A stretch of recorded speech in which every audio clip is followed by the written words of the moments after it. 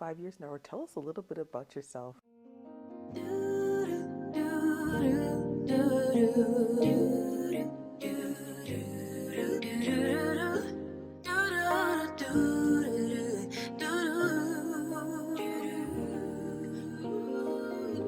Daydream with me, let your mind explode. I love that question. It's the interview questions that people get. I work in training and development usually, and I've hired people. So you'd be like, "Where will you be 5 years now?" Or tell us a little bit about yourself. That's right. And you always wonder, what do you really want to know about a person? It's such a general question. It's such Absolutely. a broad question. That's right. My name's Claudette. We'll start with that. That's an easy one. Born in Canada, born in Toronto. Right. Moved to Alberta and lived there for most of my formative years, Edmonton specifically, but spent time between Edmonton and Calgary, the rivalry, the whole story. Yeah. My mother and my father are, until my father passed away, were together. So my father is Ishmael, my mother is Pansy. I have one sister, Althea. She's older. Best sister in the whole world. I know a lot of people say that, but I have like literally a fantastic family. Everybody has like functioning dysfunction. I have that as well, but I really have a great functional family. Career-wise, right now, I run my own company. So I have a company called Andreas Consulting. Okay, Andreas Consulting. Andreas Consulting. It's Andrea U.S. Consulting. That's right. Okay. That company I started years ago, but sort of went full swing December 2020. I quit the company I was previously working for and thought to myself, if I'm going to give them this amount of energy, I should give myself this amount of energy. Absolutely. Absolutely. If I'm doing 60 hours, 80 hours a week during COVID, helping form and carrying a team, why am I not doing this for myself? And so I resigned from that company and went full-time as Andreas Consulting. I also do public speaking. Nice. Grew up in a church environment, which we can talk about at some point in time. And that was formative years of learning how to speak in front of people. When you grow up in a church environment and it's like Sunday night service, you're sitting in your seat and, oh, the speaker for tonight is, and you hear your name and you're like, Yeah. and then you get up there and you have to learn how to publicly speak, and they'll heckle you, lovingly so, but you know, you're talking too fast, or you're talking too slow, or that's not right. You hone that skill. And so after years, I've been able to do public speaking. And Andreas Consulting, because we do training and development, talent development, I'm certified in it both in Canada and internationally. That's right. You learn how to see things and articulate them. Challenge people in their thinking and articulate it. So I have courageous conversations helping companies, leaders, teams really talk about things that are difficult for them. I was the person in church who would ask, like, well, what do you mean by that? Or how do you expect us to do that? Or why would you do this? That's amazing. And so, because I've always asked that problematic question, That's right. I just kind of continue to do it. The right question, absolutely. Yes. That's what the saying that, you know, if you never ask the question, you're never gonna get the answer. And every question comes with a new, opportunity, definitely. And one of the question that I want to ask you right now, I'm taking you back, Okay. right, is, before you quit your job, Yep. and you realize that you put in so much hours and you Yeah. put in so much effort that you might as well put it in your own so that you can develop, it from the Something, ground. yes. Absolutely, definitely.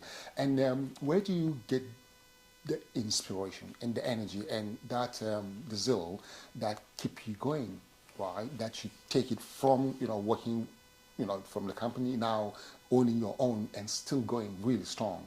And that is something that I find some, entrepreneurs start, and tend to lose that motivation along the way, and the business, start To go down. To go down. I strongly believe in God. I respect when everybody do what you want. I won't fight people on their belief systems. I see no reason for it. Yeah. But I strongly believe in God. Some people, the energies of the universe. I grew up in believing in Jesus as right. God. Yeah. And the experiences that I've had makes it next to impossible for me not to lean heavily into there's something greater than I am. That's right. That's right. And in the Bible, there's this scripture that says that you don't work towards people, because people, like, if you like me today, I'll do great work for you. But if you don't like me tomorrow, then I'll slack off. But if I work towards God and work like I'm working for God, the energy keeps consistent because He is the source of my strength for me to do the things that I need to do. I also believe, and you've heard like Simon Sinek say, you have to have a why. You actually have to have a why. I have the book. Yeah, and it's a beautiful book to read. Absolutely, It's a yeah. beautiful concept, but you have to have your own why, and your why has to have some connection to, and it could be either like your traumas, you're angry about something that you've gone through, and you're like, I'm not going to let this beat me. Yeah. If somebody says I couldn't do something, you would hear some people say this, and this was me. You say I can't do it. Oh, watch me do this, and so that would drive me to a point. Is that a good? Is that a good quality to have? Sometimes you need it. Sometimes you need. Sometimes you need the angry energy, right? Like sometimes you just need it. But I was at the point where I think, okay, it's like I pushed a lot, but then if no one challenges me, I slack. Yep. You need deadlines. You need goals. You need the opposing force for you to. It's like going to the gym and building muscles. You can't go to the gym and lift like 5 pounds for the next 50 years and expect to be like Arnold Schwarzenegger. It doesn't work. You have to increase resistance in order to build those muscles. Absolutely. So I tell people you might start with angry energy, but then you will have moments where for me, sometimes I would start with the angry, but then I would see the impact. And that would shift over to me like, oh, I really love the fact that I'm helping people. And so it may start in one bucket. It may really, like it may be like you traumatized me or you said I couldn't do it. Right. You start. For me, what I've realized is over time that's not sustainable. But when I seeing somebody's life really be changed, when I track back or they reach out to me saying, you know, something that you said or something that you've done is keeping me 1 year, 5 years, 10 years later, then I'm like, okay. And so then I'm a little bit more motivated by still an angry energy at folks not being able to be their full self. And I'm the underdog fighter. I'm the person who believes in like championing on behalf of people. So it's, how do I get you to thrive? And so where it started off as I'm angry, now it starts off as like, I want you to thrive. And when you have your thriving moments, there's such an elation and such a happiness. And then you realize love actually does cover a multitude of sins. And love does make the world go round. And it's not fluffy words. A lot of people like it's woo woo what? No, really seeing somebody who was down and out, get them go like, I can do this. Yes. So you want to know why I'll start angry, that'll drop off. You're trying to deal with your chip on your shoulder, that will drop off. Feeding that all the time becomes negative. But when you find your own why, something that drives you, for me, it's really helping people become their best selves, see that they could possibly do better than they can. And I think it's because people didn't believe in me. And I wished I sometimes had voices saying, you can do this. So I've become that voice. That's all. Interesting. That's amazing. And how do you spot talent in people? Everyone has talent. Yeah. Everyone has talent. And you said yes, everyone has talent. I truly believe, but we don't know where our talent lies sometimes. Wisdom was the thing. Again, probably from personal experience. When I was growing up, my teachers used to we had parent-teacher interviews, and they'd call my parents in and be like, okay, Claudette, you're going to have to worry about her because she doesn't have. And the school system, because it's talent-based. So the question was, how do I spot talent? That's right. Yes. Okay. So spotting talent. As I said, everybody has talent. And you have to have the mindset to want to see it. Sometimes talent doesn't actually belong in specific organizations. Like, for example, fruits don't grow everywhere. Yeah. Mangoes grow in certain soil, apples grow in certain soil, oranges grow in certain soil, bananas grow in certain soil. And so you have to understand the soil composition and you have to understand the seed of a person. And so when you see some people, there's people I've worked with where I said, this is not the company for you. Let me help you transition out. Wow. Because it's not the right soil. And it's literally, a farmer would understand this because they spend enough time studying as I said, the composition of the soil, the land that they're in. They do the research. And so in my world, it's psychology, studying the Bible, other religious concepts. So the Quran, I've read it. I've read like Jewish books, Eastern religion, et cetera, et cetera. I study their culture. So one of the things in my world, you have to understand like the ethnicity of a corporate culture or a culture for a person's culture versus a corporate culture. And then you have to decide which ones match up. If somebody's coming from, and there's a lot of theories that are out there, but if somebody comes from a culture which is very like individualistic, it's about me. But the entire corporate culture, it's about the we. That person is not going to fit well in that company. And you have to have the conversation. Number one way to find talent, talk to the person. You don't talk, you don't have conversation, you have no dialogue, you won't understand the person. So talk to a person. Then you find out a little bit about their history and their background, how you were raised, the community that raised you, how all of that impacts whether or not you are going to be a seed that works well in this soil or a seed that works well in that soil. And the courageous conversations that I have, is that there's an acronym that I use for that. And it's like the courage to start right is to recognize, like, if you're going to spend 8 hours a day plus travel time in a company and you hate it, wouldn't it be just smarter to spend, and it's not that you can't get a job somewhere else. There's a lot of fear. Yeah. Sometimes people say you have to have this particular career or this move. But it's like, let me talk to you and find out who you are. Let me find out who your history. Let me find out what your secrets are. Some of them, not all of them. Let me find out what your aspirations are. And if your aspirations are to be like, for example, you want to do documentaries and you're working with me at a fast food restaurant. That's right. At some point in time, I'm going to have to pull you aside because I see the life draining from your eyes, because all you talk about, you light up, you get passionate about, like, I want to do, okay, so let's get you working for like maybe a film production company, or let's get you working in a place that sells cameras, get you a little bit closer to your aspirations. And so it's the conversation. It's understanding the different psychologies of individuals, like, and spending the time learning. Like, I've got lots of books on psychology and people and their mindset. And as I said, I spend a lot of time in the Word of God. I spend a lot of time praying, because I think people, whether it's the energy of the universe or God or whatever you believe, you have a purpose. And some of us are in this world to help people discover their purpose and gently guide them on their pathway. Absolutely. And so that's me. So how do I spot talent? I talk to the person. I have conversations. I have dialogue. I have more dialogue. I look at them. Your body language screams what you love. If I see you walk around every day with your shoulders humped and you curled in, you're not happy. Wow. Let's get you happy. Let's get you full of joy. And then I watch what you light up about, and then I start whispering in your ear, is it a possibility for you to start going towards that direction? Amazing. And there's sometimes where I'm like, okay, I'm going to structure, if I've managed staff, I'll structure you out of the organization. Not in the sense of trying to fire you, but I will give you every opportunity. I will pour into you, but I will always sit in the back going, are you really getting to do your best work? And in the back of your mind, you're answering, no, I'm not. Where can you do your best work? Where would you do your best work? Where will you thrive? What makes you happy? What makes you joyous? Is this it? And when they start looking for jobs, most of them will come tell me immediately. I don't get blindsided by people quitting. I've never been blindsided by anybody quitting, because most of the times I'm helping them quit to go to a better future. Absolutely. Or restructure. Yeah. I am their reference. I am their, let me help you write your resume. Let me help you get your interview skills on point, because you need to be thriving in the soil that you're supposed to be in, and this may not be the soil. So that's probably, conversation, dialogue, and looking at people. Amazing.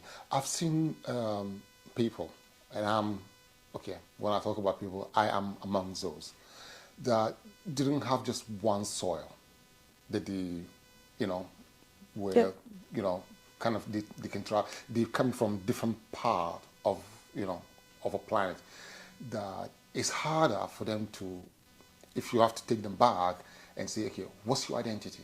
I say, okay, I'm from Africa, but it's like the whole world kind of around me, being into all the different places. I was in Ukraine, and all that. So where would you put someone like that has no form of solid identity, where the mind and the energy and the focus is like all over? It's like they want to do almost everything. There's like so much, and yet they're not really, there's not really one particular thing that they hold on to. Okay, that's okay. That's great. Like, you don't have to only have one. But I would recommend that you focus on one for a short period of time, because we've heard it, jack of all trade, master of none, right? So you're scattered. And so you won't be able to, it really depends upon what is your foundation and what makes you happy. Yeah. So if you're a nomad, a wanderer, you have wanderlust, you like to go from country to country, and that makes you very happy, then why would I tell you only stick to one place? Because I'm literally killing your spirit. But if you're a person who's frustrated, or you're running, or you're hiding, and you're not settling because there's something like you're feeling deficient, and so you're running from your own history, your own past. That's a whole different thing. So it's like, is that a therapy thing that you need? So that's where the conversation comes into play. Because if somebody is like, there are people who make great money off of doing travel journalism. They need to experience the new cultures. And there's absolutely nothing wrong with them because their soil is a wandering soul. And their soil is fed by wandering. So they need Wandering different, soul. so that's what they need to do. So I'm not going to sit here and tell you, no, you're default defective. Why would I say you're defective? Because you want to be everywhere and see different things. Wandering soul. I love that. Do. I love that. But you're allowed. Why can't you? And then if later on you realize, hey, you know what, I want to settle down somewhere, then think about all the places that you've been and where were you happiest in any of these places. So let's say Denmark was the place that you were happiest. So you've seen the entire work and your heart goes, I want to go back to Denmark. Then go there. Sit down, put roots. Put roots for a year. If you're not happy, you do know you can pick back up and move again.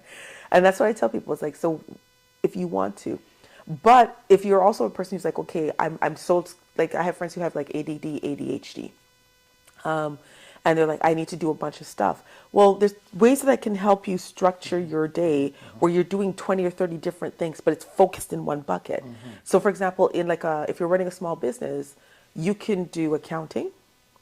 You could be doing marketing. You could be doing creative components. You could be doing, like you're doing, there's a bunch of other stuff. But the primary topic, so what's the topic? If the topic is your skill set is editing, like that's a skill set that you want to do, well, you would have to focus on editing and how do you market editing. You'd have to focus on the accounting for getting your editing done, you're applying your products, etc. You have to focus on editing for doing this thing. So it's all these little things that you'd have to sort of get a person to focus on. What makes you happy? Wondering, focus. If you're wondering and unhappy, how do we get you to stabilize? If you're stabilized, but you want to wonder, how do we get you to wonder? Wow. So yeah. Wow. That's it's like a huge topic on its own. Typically, yeah. Everybody's always searching. And then again, people say you change your career 7, 8, 9 times in your lifetime. You're not stuck. If your mind is a growth mentality, you're not stuck. If you have a fixed mentality, then you're stuck. Otherwise, the world's yours. Do you? Wow. And what motivates you? What's your motivation? What gets you out of bed every morning to do this beautiful work that you do? The stories, the communications. I will use the initial of people's names because I haven't gotten permission to call their full name. Right. But I used to work in a company, and the company that I worked for was the insurance field. I can call their name because you can look at my resume, you'll see it. IBAO. And I worked in the licensing department. So people who want to be insurance brokers in the province of Ontario, you have to get a license. And we had this training course. Right. So I would get phone calls every single solitary day, and I'd do a spiel. And one of the girls named T came in. T was a single mother. Couldn't afford food, couldn't afford diapers. She'd have to choose between her eating or her child eating, and some days would be choosing food for her child and diapers. And she barely was being able to stretch. I got her on the phone. I talked to her about what a career could potentially be like, and you could write your own paycheck in the insurance field because you don't actually have to have a university education. So her education was a little bit more minimal, but her personality was like really loud and vivacious. So I was like, okay, come in, do the 10-day course. Second day of the course, she passed out because she had no food in her stomach. So me and my brother from another mother, Lyle, we made sure she got food. We made sure that she was okay. She got through the training course. She literally passed out. Yeah. So we made sure she was okay. She comes in. So that's her start. No food, no abilities. About 5 months later, I see her at our annual conference, dressed in a beautiful suit, shining and glowing, happy as could be. She got her first, so the insurance industry, you get regular salary, but sometimes if you do very well for selling, you get commission checks. She got her first $3,500 commission check. Super happy. Being able to talk to her and go and being like a small, tiny component with it in her existence, a tiny component of going, you might like the insurance industry, try it. developing, this is what it will take you. Let me support you. Let me and my brother from another mother support you. Let's get you to the point, to her now being highly successful, her child successful. We got her into a company that really understood what it's like for single mothers. That was their mentality. So being able to put that string of stuff together and then seeing her in beautiful clothing, like radiating happiness. Yeah, I'll get up in the morning. Wow. That is definitely the amount of reward that priceless. There's no amount of money that can actually replace that happiness and the joy that gives you. It does. And I think majority of my career has always been chasing that. Like I've had different segments in my life. Like I taught the high school kids, and I did that because I wanted them to have moments of being able to be successful. So when I see them now in careers, happy, excited, that's the thing. It's sort of like, I call it holding faith for people when they can't hold faith for themselves, until they get to a place where they can hold faith for themselves. And so it's like, let me guide you to a point where you become whole, entire, wanting of nothing, or become whole enough for you to be able to carry your own weight. And it's in this world where there's like high levels of suicide and people are depressed all the time. Can you hold faith for somebody for just a few minutes and get them to a place where they're like, I can do this? Yeah. And I see that you've had really broad topic on your resume, and with the career development, there's this public speaking, educational, counseling, all this non-profit. Yeah. And then with all this, where do you have the time and energy? How do you, prioritize each one that they seem to all be thriving all at the same time? How do you do that? They tie together, strangely enough, very well. Yeah. Right? They actually tie extraordinarily well.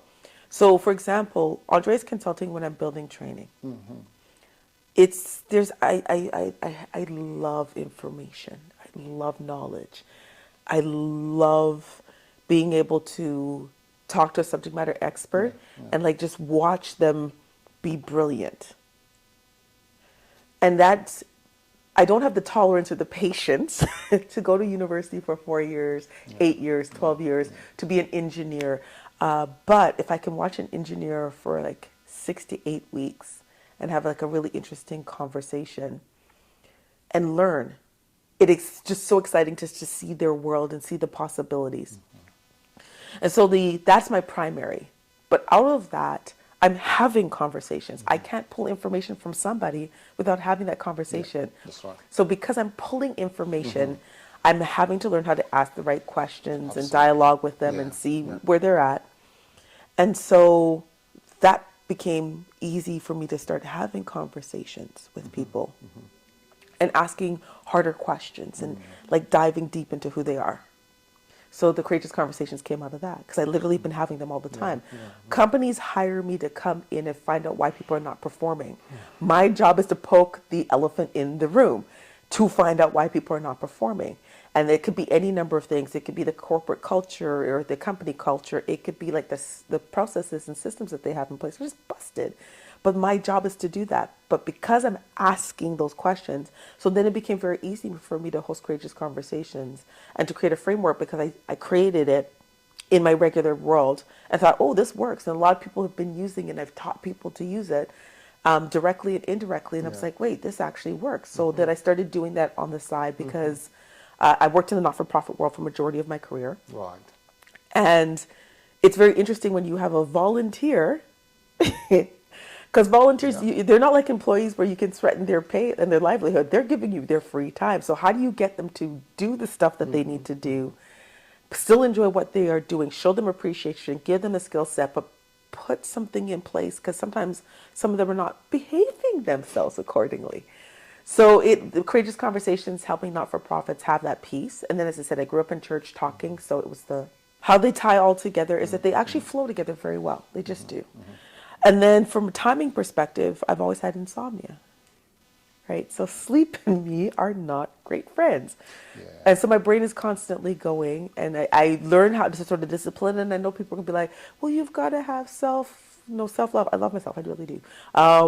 But I've always had insomnia. Ask my mom. Like as a child, I didn't sleep a lot, so I have a lot of extra time in my day to think things through, and then it becomes very efficient when you actually put a great system in place, and you can do something called sprints. Okay. So in the IT world, when you do agile development, because I started off with computer science, and we have like agile development, which is Right.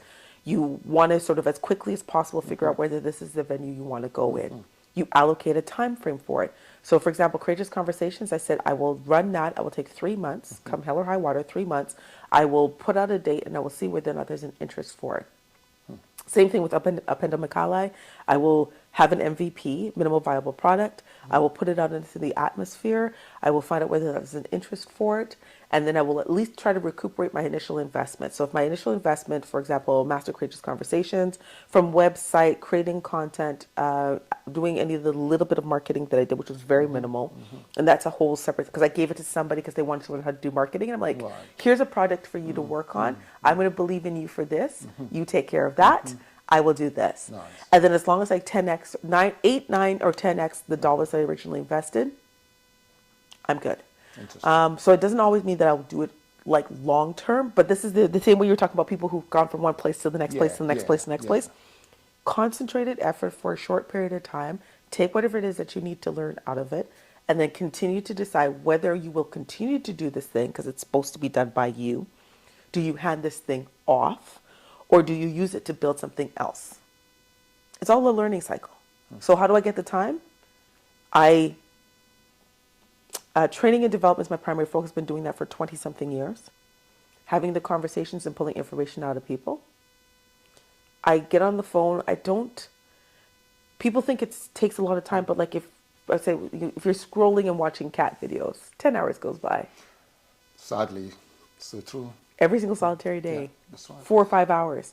In 4 or 5 hours, you can build something else, build a plan for it, just put it out into the atmosphere, and get the return on the learnings, and then recycle and repeat.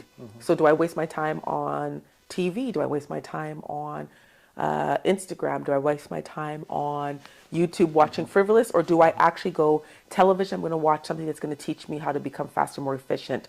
YouTube, I'm going to watch things that are uplifting to my soul, because then when I'm sleeping, I'll dream of great ideas, get up in the morning and document, which is why I do my journals. If I'm on YouTube, Instagram, Snapchat, do I allocate time for that? I'm only allowed 30 minutes of scrolling on Instagram once every 4 days. The rest of the time has to be used for something else. Wow. So it's time management. It's knowing what's important to you. It's understanding your why, and it's pushing towards that, period. Beautiful. That's amazing. Again.